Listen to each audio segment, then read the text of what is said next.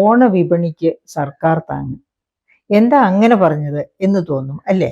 സംസ്ഥാനം കടുത്ത ധനപ്രതിസന്ധിയിലാണെന്ന് നമ്മൾ എപ്പോഴും ഡിസ്കസ് ചെയ്യാറുള്ളതാണ്. അങ്ങനെ അത്ര കടുത്ത ധനപ്രതിസന്ധി എന്ന് പറഞ്ഞാൽ ഓരോ ദിവസവും ആ പ്രതിസന്ധിക്ക് ആക്കം കൂടുന്നതല്ലാതെ ഒട്ടും കുറയുന്നില്ല. വായ്പ എടുക്കാൻ കേന്ദ്രം സമ്മതിച്ചാലാകട്ടെ, സമ്മതത്തിന് പ്രശ്നം ഉണ്ടായാലാകട്ടെ, എങ്ങനെയൊക്കെ ആണെങ്കിലും ഈ പ്രതിസന്ധി ഇഴഞ്ഞിഴഞ്ഞ് പോകുന്നു എന്നല്ല പറയേണ്ടത്, അത് വളരെ വേഗത്തിൽ തന്നെ വർദ്ധിച്ചുകൊണ്ടിരിക്കുകയാണ്. സംസ്ഥാനം എവിടെ ചെന്ന് നിൽക്കുമെന്ന് ആർക്കും കണക്ക് കൂട്ടാനാകാത്ത രീതിയിൽ, ചിലപ്പോഴുള്ള രീതി കണ്ടാൽ തോന്നും ഈ ഒരു ഗവൺമെന്റ് ഇവിടെ വേണ്ട, ഈ സംസ്ഥാനമേ ഇവിടെ വേണ്ട എന്ന രീതിയിൽ ഭരിക്കുകയാണോ എന്ന് പോലും നമുക്ക് അത്ഭുതം തോന്നും. അപ്പൊ അങ്ങനെ ധനപ്രതിസന്ധിയിലായിരിക്കുകയാണ്. ഓണത്തിന് ഒരുപാട് സൗജന്യങ്ങൾ എന്ന് പറഞ്ഞാൽ എല്ലാ ഓണക്കാലത്തും, അതായത് കേരള സംസ്ഥാന ഗവൺമെന്റ് നോർമലായിരുന്ന സാഹചര്യങ്ങളിലൊക്കെ ഇവിടുത്തെ ജീവനക്കാർക്കും ഒക്കെ കൊടുത്തിരുന്ന അതേപോലെയുള്ള സൗകര്യങ്ങളും സൗജന്യങ്ങളും ഒക്കെയാണ് ഇപ്പോഴും അനുവദിച്ചിരിക്കുന്നത്, കൊടുത്തുകൊണ്ടിരിക്കുന്നത്. അപ്പൊ അതിനൊക്കെ ഇവിടെ നിന്ന് പണം കിട്ടുന്നു. അതാണ് നമ്മളെ വല്ലാതെ ഭീതിപ്പെടുത്തുന്ന സത്യം. അതായത് ഈ വർഷം സംസ്ഥാന ഗവൺമെന്റിന് കടം എടുക്കാമായിരുന്നത് 37,512 കോടി രൂപയാണ്. കേരളം എപ്പോഴും കടമെടുപ്പിൽ ഓട്ടമാണ്, ഭയങ്കര അതിവേഗ ഓട്ടമാണ്. അപ്പൊ ആ ഓട്ടത്തിൽ നിന്ന് ഒരു കടിഞ്ഞാണിടാൻ വേണ്ടിയാണ് fiscal responsibility and budget management act ഒക്കെ കൊണ്ടുവന്നത്. ആ ആക്ട് അനുസരിച്ച് സംസ്ഥാന ആഭ്യന്തര മൊത്ത വരുമാനത്തിന്റെ 29% പിടിച്ചു നിർത്തണം എന്നുണ്ട്. പക്ഷെ അത് ഈ കഴിഞ്ഞ വർഷങ്ങളിൽ 2019, 20, 2021 ഈ വർഷങ്ങളിലൊക്കെ 35% മുകളിലായിരുന്നു. 38, 39 ഈ തരത്തിലൊക്കെ പോയി. അതും കൂടാതെയാണ് കിഫ്ബി വഴിയും, അതായത് Kerala infrastructure investment fund board, അതാണ് കിഫ്ബി വഴിയും social security pension fund limited വഴിയും ഒക്കെ കടമെടുക്കുന്നത് ഈ ബജറ്റിൽ എടുക്കാവുന്ന കടത്തിനേക്കാൾ ഉപരിയായിരുന്നു. അങ്ങനെയുള്ള സാഹചര്യത്തിൽ ഒരുപാട് നിയന്ത്രണങ്ങൾ കേന്ദ്ര ഗവൺമെന്റ് കൊണ്ടുവന്നു. അങ്ങനെ കൊണ്ടുവന്ന നിയന്ത്രണങ്ങളൊക്കെ നിലവിലിരിക്കുകയാണ്. ഈ വർഷത്തെ ബജറ്റിൽ നമുക്ക് 37,512 കോടി രൂപ കടമെടുക്കാം എന്ന ഒരു രീതിയിലേക്ക്, എന്ന ഒരു എഗ്രിമെന്റിലേക്ക് കേന്ദ്രവും സംസ്ഥാനവും എത്തിച്ചേരുന്നത്. അങ്ങനെ എത്തിക്കഴിഞ്ഞിട്ട് അതിനെ തന്നെ 4 ക്വാർട്ടറുകളിലായിട്ട് തിരിച്ചു കേന്ദ്രം. അങ്ങനെ ക്വാർട്ടറുകളായിട്ട് തിരിച്ചിട്ട് ആദ്യത്തെ 3 ക്വാർട്ടർ എന്ന് വെച്ചാൽ ഈ അടുത്ത ഡിസംബർ വരെയുള്ള കാലഘട്ടത്തിൽ നമുക്ക് എടുക്കാവുന്ന കടം 21,253 കോടി. ആകെ എടുക്കാവുന്ന 37,512 കോടി ഈ ധനവർഷം. അതിൽ തന്നെ ഡിസംബർ വരെയുള്ള 3 ക്വാർട്ടർ കൊണ്ട് നമുക്ക് എടുക്കാവുന്ന കടം 21,253 കോടി എന്ന് നിജപ്പെടുത്തി. അത് അങ്ങനെ സംസ്ഥാനവും എഗ്രി ചെയ്തു. പക്ഷേ എന്ത് സംഭവിച്ചു എന്നൊന്ന് നോക്കുക. ഓഗസ്റ്റ് മാസം അവസാനമായപ്പോഴത്തേക്കും ഈ 21,253 കോടിയും കടമെടുത്തു കഴിഞ്ഞു. അപ്പൊ ഇനി ഓണം വരുന്നു. ഓണത്തിനൊക്കെ മുൻപേ ഓഗസ്റ്റ് അവസാനമായപ്പോഴത്തേനും അത് എടുത്തു കഴിഞ്ഞു. അപ്പം സെപ്റ്റംബർ ആയപ്പോഴേക്കും ഇനി സെപ്റ്റംബർ മുതൽ ഡിസംബർ വരെ എന്ത് ചെയ്യും? ഡിസംബർ വരെ എടുക്കേണ്ടിയിരുന്ന കടമാണല്ലോ എടുത്തു തീർന്നത്. അപ്പോൾ ഉടനെ 5,000 കോടി കടമെടുക്കാൻ അനുവദിക്കണം എന്ന് പറഞ്ഞ് കേന്ദ്രത്തിൽ വീണ്ടും റിക്വസ്റ്റ് കൊടുക്കുന്നു. അത് എങ്ങനെയുള്ള കടം? അതായത് ജനുവരി, ഫെബ്രുവരി, മാർച്ച് മാസങ്ങളിൽ, അതായത് 4ാമത്തെ ക്വാർട്ടറിൽ എടുക്കാനായി മാറ്റിവെച്ചിരിക്കുന്ന തുക, ആ എടുക്കാനായി മാറ്റിവെച്ചിരിക്കുന്ന തുകയിൽ നിന്ന് 5,000 കോടി അഡ്വാൻസ് ആയിട്ട് കടമെടുക്കാൻ സമ്മതിക്കണം എന്നാണ് സംസ്ഥാന ഗവൺമെന്റ് കേന്ദ്രത്തോട് ആവശ്യപ്പെട്ടത്. അപ്പോൾ അതിൽ നിന്ന് 5,000 കോടി എടുക്കാൻ സമ്മതിക്കുന്നതിന് പകരം 4,200 കോടി കടമെടുക്കാനുള്ള പെർമിഷൻ കേന്ദ്ര ഗവൺമെന്റ് കൊടുക്കുന്നു. അങ്ങനെ ആ 4,200 കോടിയും കടമെടുത്തു. 4,200 കോടി കടമെടുത്തത് കൂടാതെ സഹകരണ വകുപ്പിൽ നിന്ന്, ബാങ്കിൽ നിന്ന് 1,000 കോടി കടമെടുത്തു. അങ്ങനെ ഇതെല്ലാം കൂട്ടിച്ചേർത്തിട്ടാണ് ഇപ്പോൾ ഈ ഓണത്തിന് വേണ്ട താങ്ങ് പിന്നെ ജീവനക്കാർക്ക് തീർച്ചയായിട്ടും കൊടുക്കേണ്ടതാണ്. കാരണം 2020-21 അംഗീകരിച്ച DA കുടിശ്ശികകള്, അതുപോലെ തന്നെ ശമ്പള പരിഷ്കരണത്തിന്റെ കുടിശ്ശിക 2 ഗഡു കിടക്കുന്നു. അങ്ങനെ ഒരുപാട് ഗഡുക്കൾ കുടിശ്ശികയായിട്ട് കിടക്കുന്നുണ്ട് സർക്കാർ ജീവനക്കാർക്ക്.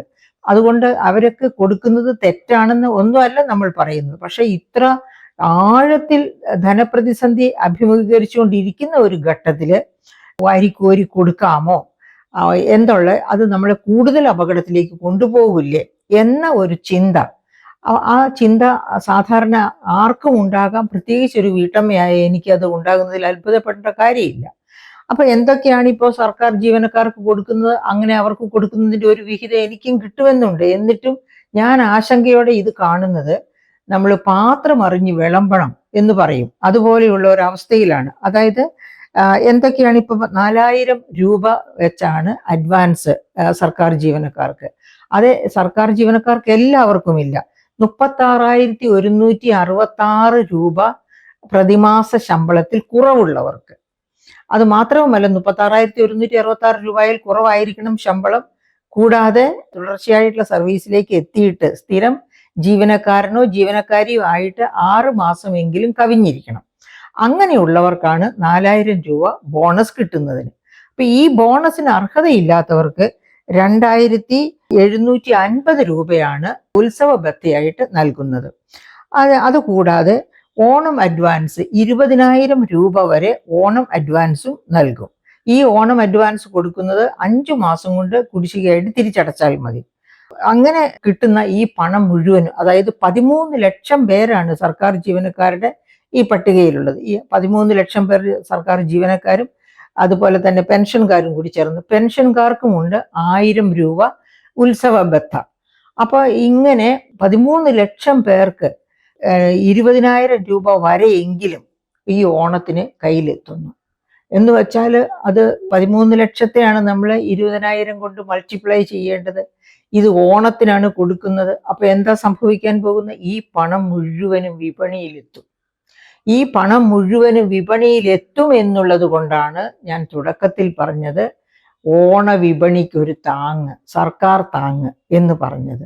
അപ്പം ഇവിടെ സത്യത്തിൽ അറിഞ്ഞോ അറിയാതെയോ സർക്കാരും വ്യാപാരി വ്യവസായികളും തമ്മിൽ ഒരു അണ്ടർസ്റ്റാൻഡിങ് ഉണ്ടായിരിക്കണം. കാരണം ഇങ്ങനെയൊരു ഓണമേള, ഓണവിപണിയെ താങ്ങി നിർത്തുന്ന തരത്തിലുള്ള സർക്കാർ ചെലവ്, ആ സർക്കാർ ചെലവ് തീർച്ചയായിട്ടും വ്യാപാരി വ്യവസായികളെ പരിപോഷിപ്പിക്കും.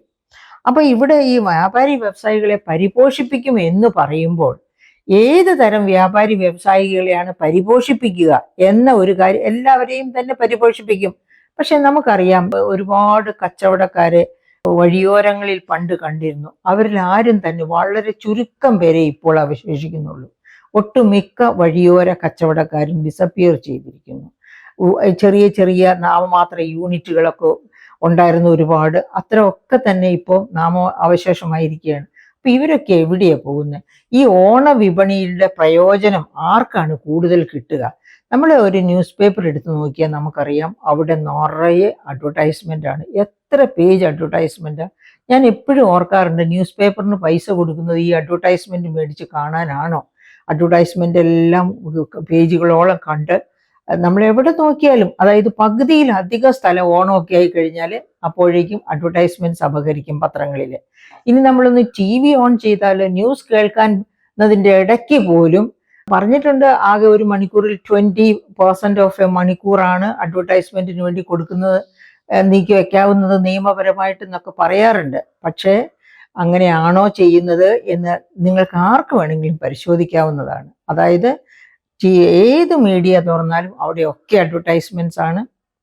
അതുപോലെ തന്നെ ന്യൂസ് പേപ്പറോ അതായത് എന്ത് വാർത്താ മാധ്യമം നോക്കിയാലും അവിടെയെല്ലാം അഡ്വർടൈസ്മെന്റ്സിന്റെ കളിയാണ്. ഇനി ഇങ്ങനെ അഡ്വർടൈസ് ചെയ്ത് ഇവിടെ വിൽക്കപ്പെടുന്ന ഉൽപ്പന്നങ്ങൾ എല്ലാം ഇന്ത്യയിൽ മാനുഫാക്ചേർഡ് ആയിട്ടുള്ള ഉൽപ്പന്നങ്ങളാണോ?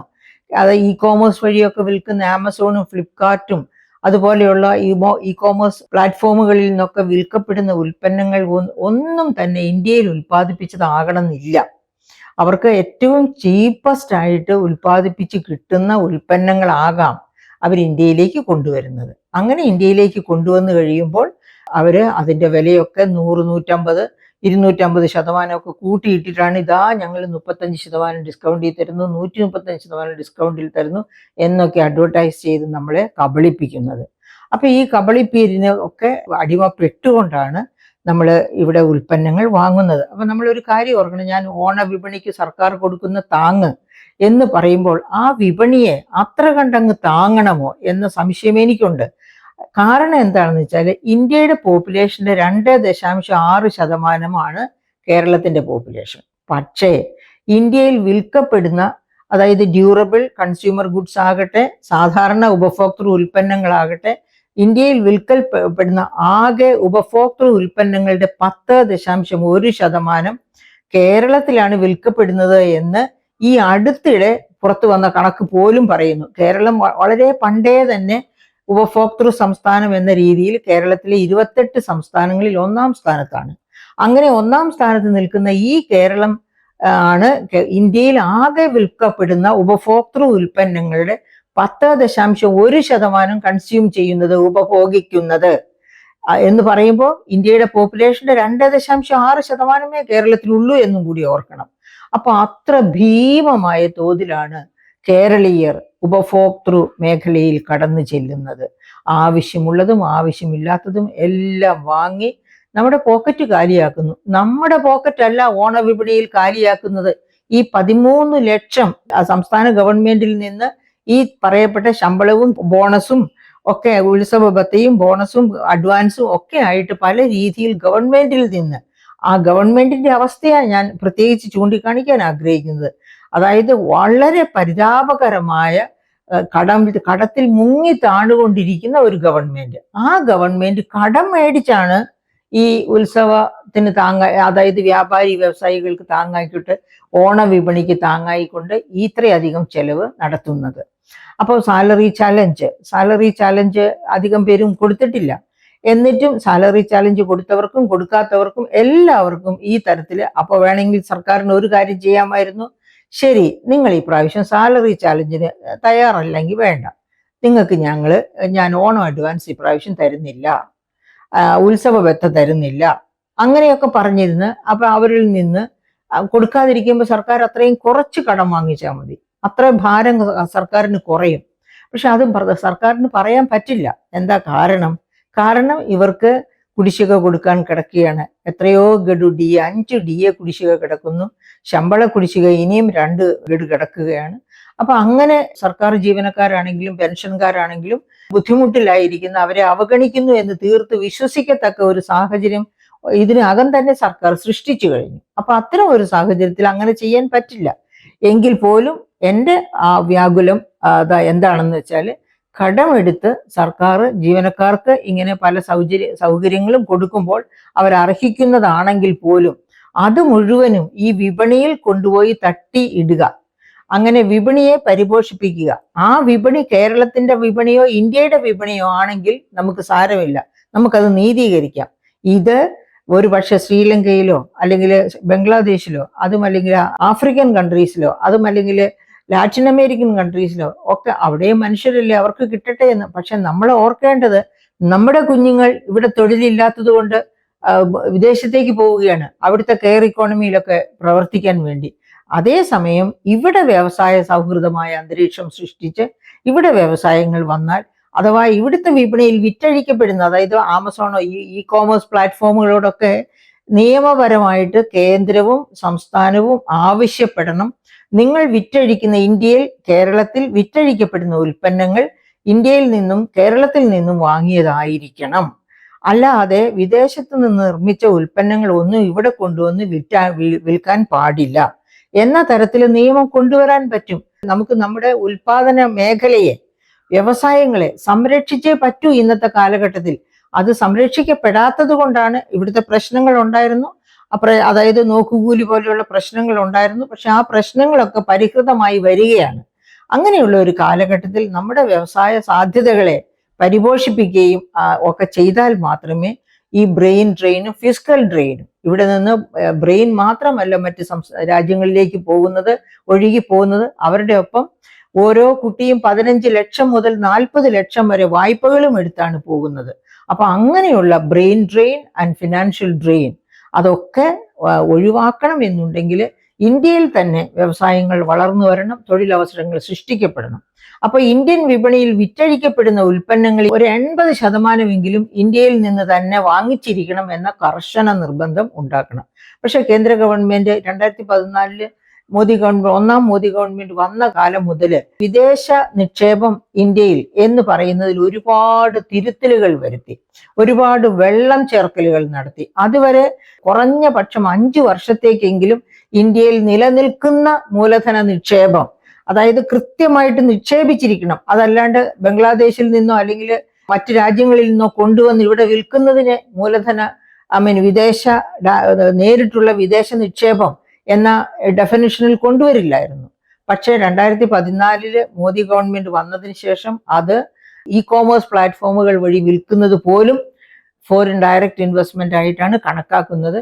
അതിൽ നിന്ന് മുതലെടുക്കുന്ന വിദേശ വിൽപ്പനക്കാര്, അതായത് ഇ-കോമേഴ്സ് പ്ലാറ്റ്ഫോംസ് വളരെയധികം ഫ്ലറിഷ് ചെയ്യുന്നുണ്ട്. അപ്പൊ അത്തരം സാഹചര്യങ്ങളിലാണ് ഞാൻ ഇത്തരം ഒരു വിപണിക്ക് കൊടുക്കുന്ന താങ്ങ്, കടുത്ത ധനപ്രതിസന്ധിയിൽ ഇരിക്കുമ്പോഴും വിപണിക്ക് ഇത്ര ഉദാരമായ താങ്ങ് സർക്കാർ കൊടുക്കണമായിരുന്നു.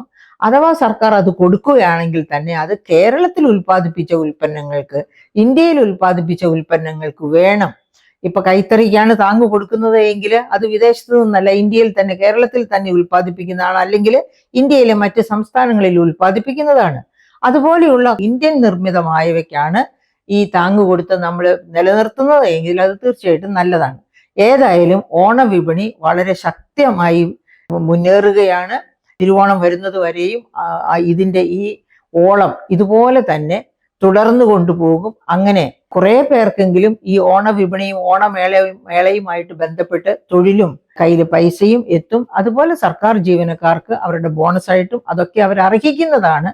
ഈ സാഹചര്യത്തിലായതുകൊണ്ട് മാത്രമാണ് ഞാൻ അതേപ്പറ്റി ഒരു നെഗറ്റീവായിട്ടുള്ള അഭിപ്രായം പറഞ്ഞത്. അതല്ലാതെ സർക്കാർ ജീവനക്കാർക്ക് കൊടുക്കുന്നത് എന്തും അധികപ്പറ്റാണ്, അല്ലെങ്കിൽ കൊടുക്കേണ്ടതല്ല എന്ന അഭിപ്രായമേ ഇല്ല.